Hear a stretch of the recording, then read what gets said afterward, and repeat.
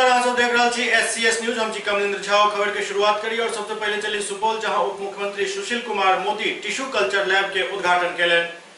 सुपौल सदर BSS college परिसर में बनल टिश्यू कल्चर लैब के उप मुख्यमंत्री सुशील कुमार मोदी विधिवत ईटा काट क एवं वृक्षारोपण क उद्घाटन केलन। उनका साथ ऊर्जा एवं मद्य निषेध मंत्री विजेंद्र प्रसाद यादव, विभागीय प्रधान सचिव BNMU के कुलपति सेहो मौजूद छला।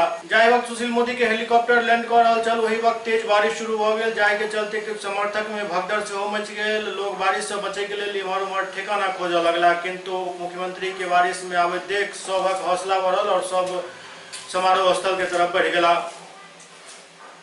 सुशील मोदी बारिश में भींगित वृक्षारोपण केलन। उद्घाटन के बाद सभा में भाग लेलन, जहां दीप प्रज्वलित केलन और लोग सब के टिश्यू लैब के बारे में फायदा पर जानकारी दिलन। भागलपुर के बाद ई दोसर टिश्यू कल्चर लैब संपन्न हुआ है मित्रों। और ये जो टिश्यू कल्चर लैब है, यहाँ से साल में 1 लाख बांस के पौधे तैयार किए जा सकेंगे, जो यहाँ के किसानों को दिया जाएगा। और जब हम 1 लाख का लक्ष्य प्राप्त कर लेंगे तो और इसकी क्षमता को बढ़ाने के लिए जो पैसे की आवश्यकता होगी हम लोग खर्च करेंगे, हम लोग पैसा देंगे। और मित्रों, इतना ही नहीं, तो आपके बगल में भागलपुर के अंदर TNB कॉलेज भागलपुर में भी और टिश्यू कल्चर लैब प्रारंभ हो चुका है। और वहाँ से भी करीब 1 से 1.5 लाख बांस के पौधे प्रतिवर्ष तैयार हो रहे हैं। और हम लोगों ने निर्णय लिया कि भागलपुर का जो टिश्यू कल्चर लैब है, उसके अंदर ऊपर के अंदर एक और तल्ला बनाया जाएगा और उसकी क्षमता को बढ़ाकर 3 लाख से 5 लाख पौधे प्रति वर्ष की क्षमता हम तैयार करेंगे। यहाँ के बाद हम लोग अररिया जा रहे हैं यहाँ से, और अररिया के अंदर भी बिल्डिंग बनकर तैयार है और वहाँ पर भी हम बांस का टिश्यू कल्चर लैब हम लोग प्रारंभ करेंगे और उसकी क्षमता 8 से 10 लाख पौधा प्रति वर्ष की होगी। यानी आगे आने वाले दिनों में समय जरूर लगेगा। आज आप आम का पौधा लगाते तो आम तुरंत थोड़ी होता है, समय लगता है, लेकिन आज पौधा लग गया तो आगे के लोग खाएंगे। लेकिन बांस तो बहुत जल्दी तैयार हो जाता है। कितना समय लगता है शुक्ला जी? 1 साल 1.5 साल।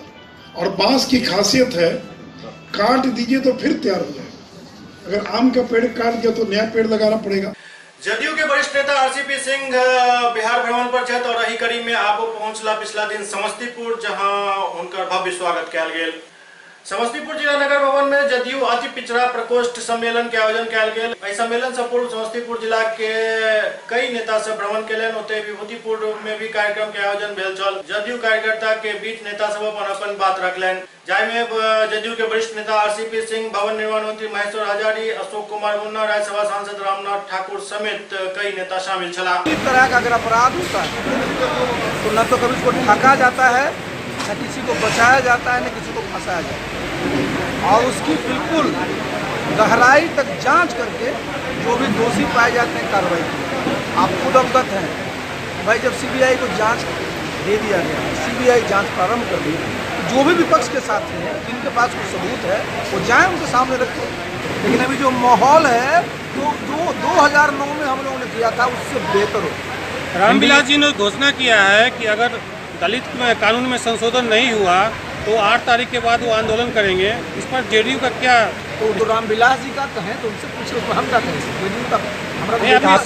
JDU का बहुत स्टैंड साफ है। हम लोग दलित के, जिसको हम लोग कहते हैं चौतरफा चौमुखी विकास के लिए प्रतिबद्ध हैं और हमारे नेता इसके लिए रोज काम कर रहे हैं। अध्यादेश लाया जाना चाहिए। रामविलास जी जो है आप ही के गठबंधन में है, तो इसमें आप इसे नकार कैसे सकते? अरे कहाँ नकार किया? मैंने क्या कहा? दलित की जितनी भी समस्याएं हैं बिहार में सबको दूर किया गया और किया जाएगा, इसकी चिंता मत करिए। नहीं सर, गठबंधन में लोजपा, अरे गठबंधन में है और रहेगा। कहा नहीं, उन्होंने जो दलित पर अध्यादेश लाया, क्या मैं बता तो रहा हूँ ना। जदयू भी मांग करती है क्या चीज? अध्यादेश लाया जाना चाहिए। जैसे लोजपा मांग कर रही है कि दलित का जो आरक्षण है उस पर। आपको पता है केंद्र की सरकार ने नहीं कहा अध्यादेश लाने के, खुद भी कहा, केंद्र की सरकार भी चाहती है। लेकिन जो जस्टिस थे जिन्होंने इस तरह का फैसला दिया उनको, और आप सुनिए, जज के ऊपर बोलने के लिए तो आप अधिकृत है ना, हम अधिकृत। गठबंधन में किसी प्रकार का कोई मतभेद भी चल रहा है क्या? न मत है न भेद है, सबका मत एक है।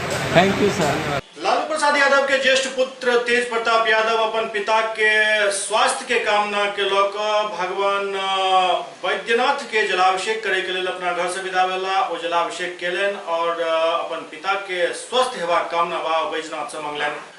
राष्ट्रीय जनता दल के राष्ट्रीय अध्यक्ष लालू प्रसाद यादव के ज्येष्ठ पुत्र तेज प्रताप यादव अपन पिता के बीमारी से कुछ आहत छथि और एहि के लेल ओ बाबा वैद्यनाथ के जलाभिषेक करे के निर्णय लेलन। ओ घर से विधिवत पूजा अर्चना कऽ कऽ निकलला और आई सुबह सुबह ओ बाबा वैद्यनाथ के जलाभिषेक केलन।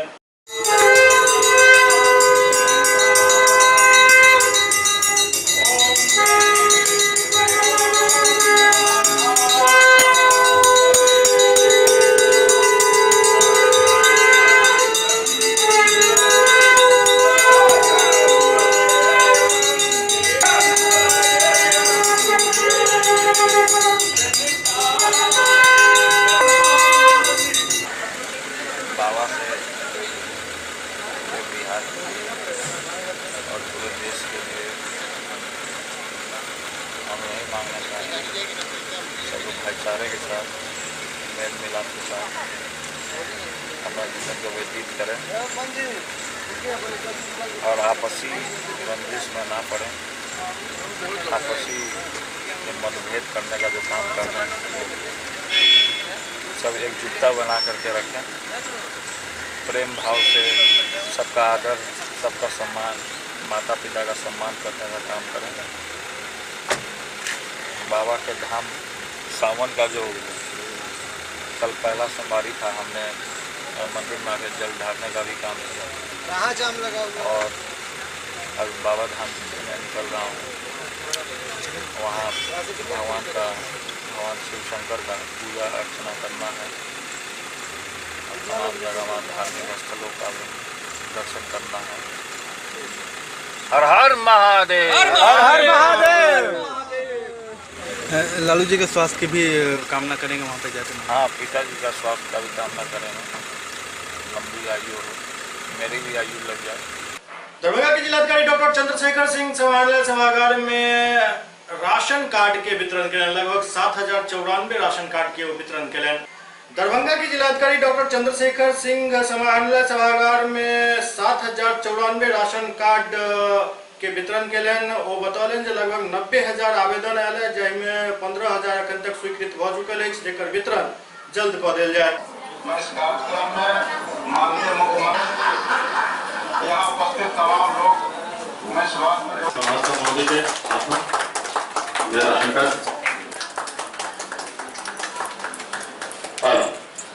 जाले प्रखंड से सिंहवाड़ा 7,451 लोगों को अभी तक तैयार करके राशन कार्ड हम लोगों ने रखा है जो वितरण हो रहा है, आज से शुरू हो जाएगा।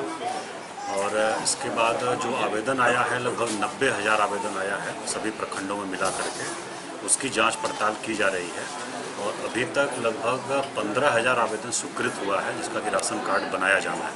उसमें से हम लोगों ने अभी आज 7,451 बनवा के दिया है, शेष प्रोसेस में है। उद्देश्य है कि जितना आवेदन आया हम लोग 15 अगस्त तक सभी लोगों को उपलब्ध करा दें। दूसरा इसमें कार्यक्रम में आज के था कि अनुज्ञप्ति देना है नई, ये हम लोग पहले ही 587 लोगों को दे चुके हैं, चयन करके वितरण किया चुका है और प्रतीकात्मक रूप से आज एक लोगों को यहाँ अनुज्ञप्ति दिया गया। तीसरा आज के कार्यक्रम का उद्देश्य है कि जो एसएफसी है उसका जिला स्तर पर एक कार्यालय हो जिसको फूड चेन कार्यालय बोला गया है, उसका भी आज शिलान्यास करना था तो उसका भी आज शिलान्यास हुआ, उसकी ज़मीन चिन्हित कर लिए हम लोग। तो 3 उद्देश्य थे, तीनों का आज कार्यक्रम यहाँ शामिल किया गया है। कहाँ पर बनेगा ये सरकार भवन? ये अभी जो उपभोक्ता कार्यालय हम लोगों का उसके बगल में जमीन चिन्हित की गई है और वहाँ शिलान्यास भी करके कार्य इसमें शुरू होगा। 115 लाख रुपए की योजना है और वो सैंक्शन भी हो गई है। Thank you. रेलवे के ग्रुप सी के परीक्षा में 1500 से 2000 किलोमीटर दूर परीक्षा सेंटर दे के खिलाफ जन अधिकार पार्टी छात्र मोर्चा के तरफ से बिहार संपर्क क्रांति ट्रेन के रोकल गेल। रेलवे के ग्रुप सी टेक्नीशियन ऑनलाइन परीक्षा केंद्र के परीक्षार्थी सब के स्थानीय शहर से 1500 से लेकर 2000 किलोमीटर दूर तक भेजल जाए पर जनाधिकार छात्र परिषद द्वारा दरभंगा नई दिल्ली बिहार संपर्क क्रांति के चक्का जाम कयल गेल। छात्र नेता सब के कहब छल जे रेलवे द्वारा छात्र के जानबूझ के परेशान कयल जा रहल अछि। परीक्षा केंद्र को बदलना होगा,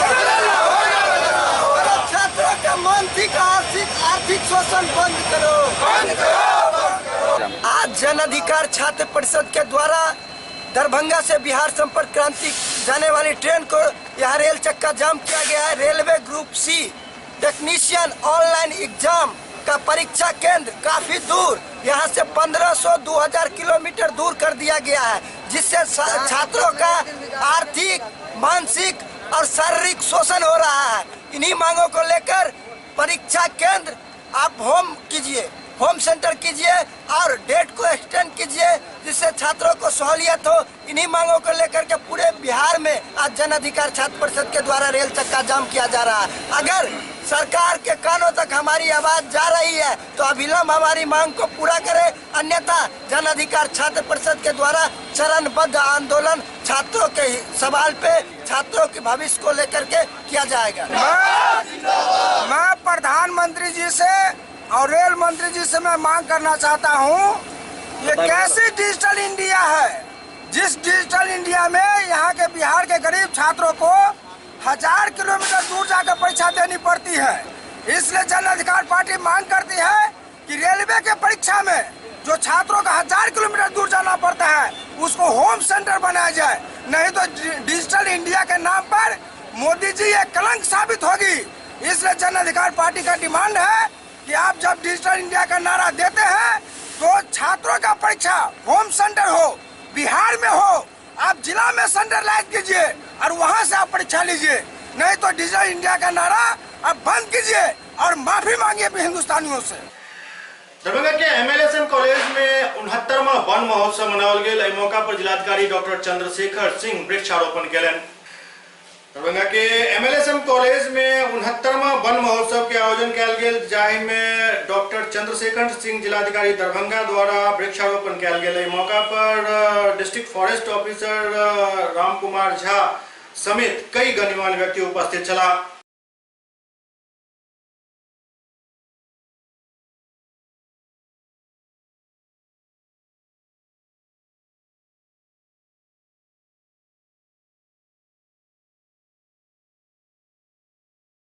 पटना सिटी एसपी राजेंद्र कुमार भील एक प्रेस कॉन्फ्रेंस करें और जानकारी दिलन जे पिछला दिन लूट के मामला में अपराधी के रुपया समेत गिरफ्तार किया गया। पटना सिटी एसपी राजेंद्र कुमार भील एक पत्रकार सम्मेलन के दौरान बतौलन जे 29 तारीख के गोपालगंज थाना अंतर्गत मौ संतोषी पेट्रोल पंप पर लूट के घटना भेल छल। एहि लूट में लगभग 90,000 रुपया पेट्रोल पंप कर्मचारी से लूट लेल गेल छल, जाहि में सीसीटीवी फुटेज के आधार पर उजला रंग के अपाचे मोटरसाइकिल के साथ 3 लोग के चिन्हित किया गेल छल। एहि के बाद एएसपी सदर के नेतृत्व में टीम गठित किया गेल। 30 के रात पुलिस टीम द्वारा अपराधी सब के तलाश में छापेमारी शुरू भेल और आखिरकार अपराधी सब पकड़ में आ गए। 29 तारीख को मां संतोषी पेट्रोल पंप के वहां लूट हुई थी, तो उसमें एक व्हाइट अपाचे और 3 लोग उसमें चिन्हित किए गए थे। उन लोगों को हम लोगों ने उसी दिन चिन्हित कर लिया था सीसीटीवी फुटेज के आधार पर।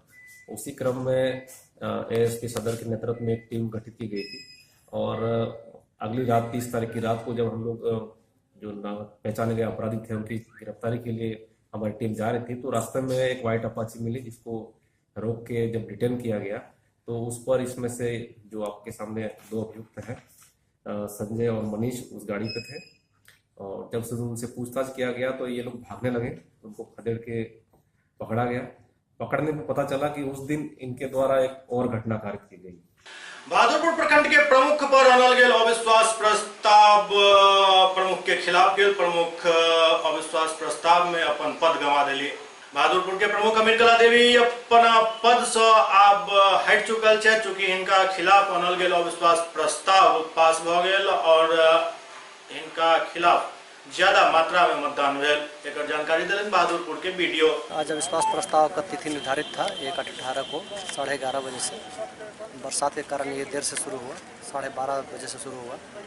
उसमें कुल 21 माननीय सदस्य उपस्थित हुए और 21 लोगों ने मतदान किया, जिसमें से 20 मत वैध पाया गया और 1 अवैध मत था और 20 जो मत वैध थे वो माननीय प्रमुख में अविश्वास जताया।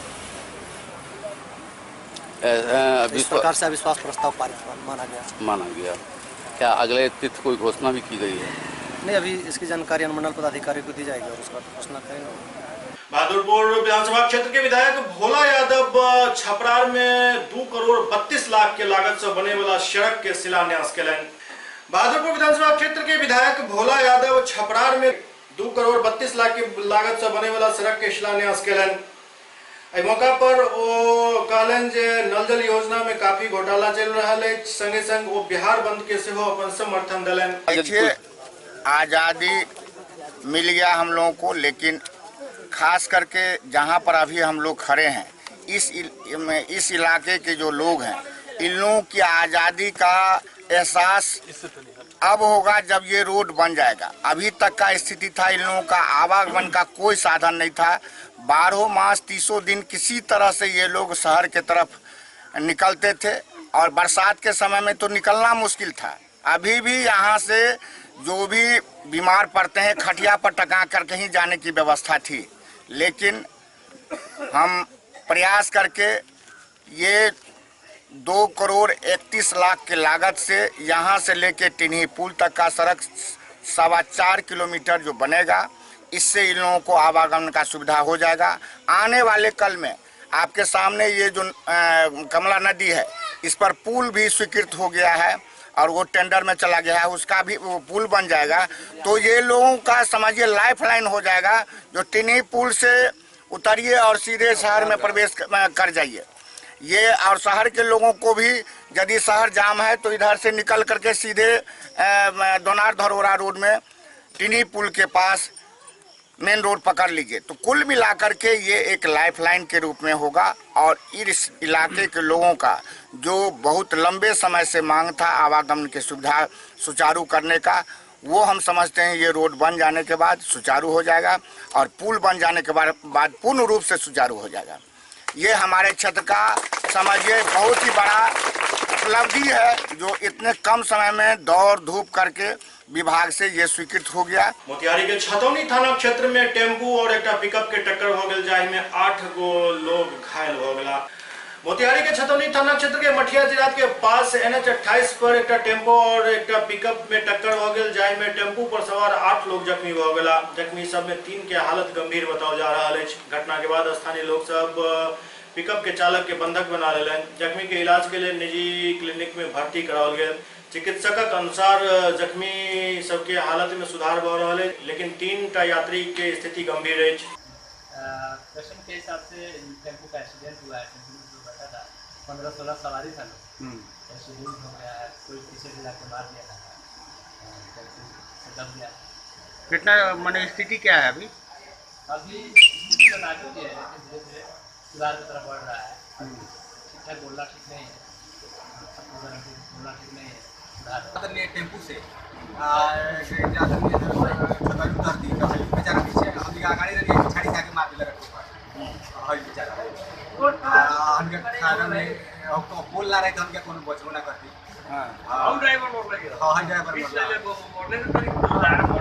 कितना लोग रहे टेम्पू में? 15। जनतांत्रिक विकास पार्टी के अध्यक्ष अनिल सिंह बिहार के मुखिया नीतीश कुमार पर सरकार नहीं संभाल पावे के आरोप लगा रहा है। जनतांत्रिक विकास पार्टी के राष्ट्रीय अध्यक्ष अनिल सिंह मीडिया के संबोधित करत कहलन जे मुजफ्फरपुर बालिका गृह मामला के लोग बिहार के मुख्यमंत्री नीतीश कुमार से बिहारक सत्ता नहीं संभाल रहा है। आई बिहार में जाहि प्रकार से रेप के घटना में बढ़ोतरी भ रहा है और बिहार सरकार मौन धारण के निश्चित रूप से गंभीर बात है। ओते बिहार के डबल इंजन के सरकार पर आरोप लगावे तो कहलन जे एनडीए के नेता काफी भ्रष्ट भ गए। मुजफ्फरपुर बालिका गृह मामला में एनडीए के कई नेता शामिल है। अनिल सिंह मांग कलन जे मुजफ्फरपुर बालिका गृह मामला में एक कमिटी के गठित कर जांच सुप्रीम कोर्ट अथवा हाई कोर्ट की निगरानी में हुआ। जब तक उनके मंत्री शामिल हैं, जब तक उनको बर्खास्त नहीं करते हैं, इस्तीफा नहीं ले लेते हैं, तब तक इनसे किसी न्यायिक या किसी भी न्याय का उम्मीद करना बेईमानी होगा और बेईमानी होगा। अब रही बात ये कब तक पूछ पा रहे हैं, नरूला हत्याकांड के बारे में हम क्यों नहीं पूछ पा रहे हैं? तो सीबीआई को इन बातों को जवाब देना चाहिए, सामने आके जवाब देना चाहिए कि नरूला हत्याकांड की जांच हम क्यों नहीं कर पा रहे हैं। सृजन घोटाला में किसने हाथ रोका है, कौन रोकने वाला है, यही बताने की जरूरत है। उसमें ये सब घृणित कार्यों का नाम आता है कि कौन है ब्रजेश ठाकुर, ये आप लोगों को पता चला होगा। कौन है मंजू बरबाजी के पति वो कैसे जाते थे, किस हैसियत से मंत्री अपने कौन से मंत्री अपने पति को ले जाने के लिए किस हैसियत से वहां लेके जाती थी अंदर घुमाने के लिए, ये सब सवालों के घेरे में है। और निश्चित रूप से इन सब सवालों के बीच में माननीय मुख्यमंत्री नीतीश कुमार जी भी है यहाँ कि आखिर कब तक बिहार के साथ ऐसा मजाक करते रहेंगे और बिहार को कब तक एक तरफ नारा देते हैं बेटी बचाओ बेटी पढ़ाओ, क्या हम बेटी बचाओ और बेटी पढ़ाओ इसी के लिए कि इनके मंत्रिमंडल के लोग हमारी बेटियों पर कितनी नजर रखें, ये सवाल बनता है। सर्वोपरि जांच एजेंसी है, लेकिन सवाल उठता है कि बिहार में हमने तीन आपको उदाहरण दिया कि तीन ऐसे कांड हुए जिसका कुछ भी सीबीआई नहीं कर पाया, तो ये फिर सीबीआई को दिया गया। जब तक इस पर सीबीआई के ऊपर नकेल नहीं होगा, चाहे वो पटना उच्च न्यायालय का नकेल हो, उच्च न्यायालय के निर्देश में देख में जांच हो, या फिर कोई संसदीय कमेटी एक ऐसा बनाई जाए जिसमें सारी पार्टियों के लोग हों, उसके नेतृत्व में जांच हो, तभी हमें लगता है कि हमारा भरोसा हो सकता है और तभी सीबीआई भी निष्पक्ष जांच करके कुछ रिजल्ट दे सकती है। एससीएस न्यूज के यह अंक में अगला अंक में फिर कुछ और समाचार उपस्थित है। तब तक अपने सब देखते रहो एससीएस न्यूज। नमस्कार।